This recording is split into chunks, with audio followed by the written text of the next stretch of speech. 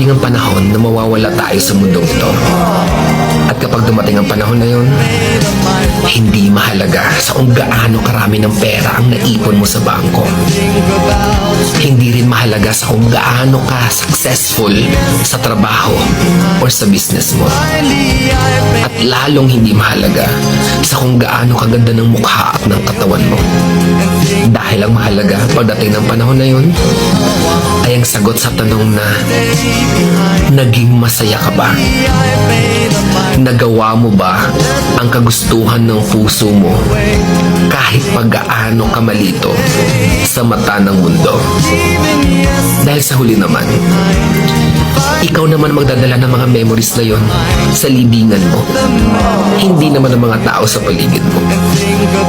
So make sure na bago pa dumating ang panahon na aalis na tayo sa mundong ito, siguraduhin mo sa sarili mo na magiging masaya ka at magagawa mo ang kagustuhan ng puso mo kahit pag-aano ka kontra ng mga tao sa puso mo.